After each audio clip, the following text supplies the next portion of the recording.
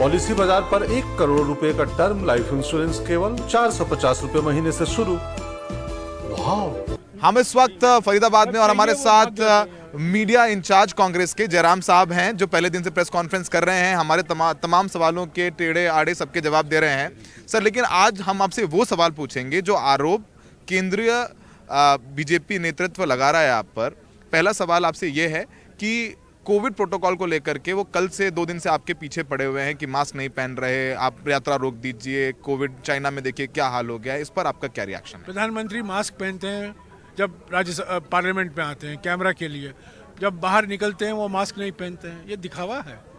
अगर एक प्रोटोकॉल है जो वैज्ञानिक सलाह पर आधारित है, जो मेडिकल एविडेंस के आधार पर किया गया है, जो वैज्ञानिकों ने कहा है, तो उस प्रोटोकॉल का पालन करना हमारी जिम्मेदारी बनती है, हमारा कर्तव्य है।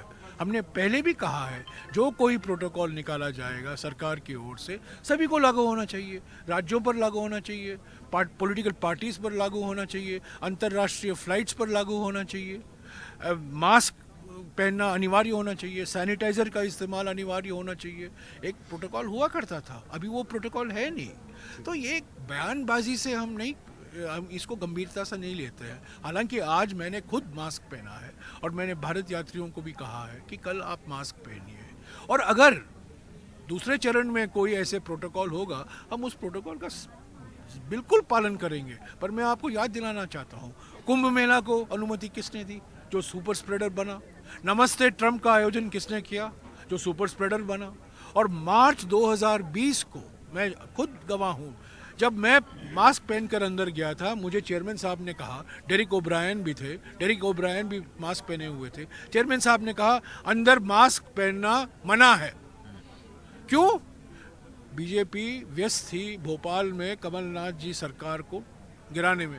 जब वो सरकार गिरी 23 मार्च 2020 को लॉकडाउन लागू किया गया।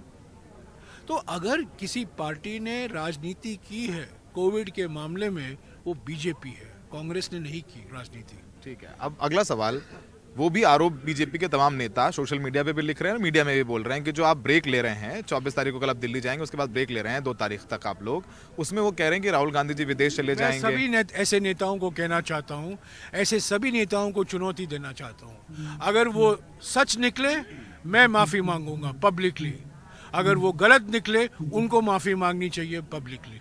आखिरी सवाल, कल आप लोग दिल्ली एंटर हो रहे हैं, एक आपने रूट मैप बनाया है, बताया कि बदरपुर से एंटर होंगे, फिर जयराम आश्रम जाएंगे जो आश्रम में आपके नाम पे वहाँ पर आपका ब्रेक है, उसके बाद फिर ITO इंडिया गेट होते हुए लाल किला जाएंगे और फिर राहुल जी राजघाट और दूसरी समाधियों पर जाएंगे।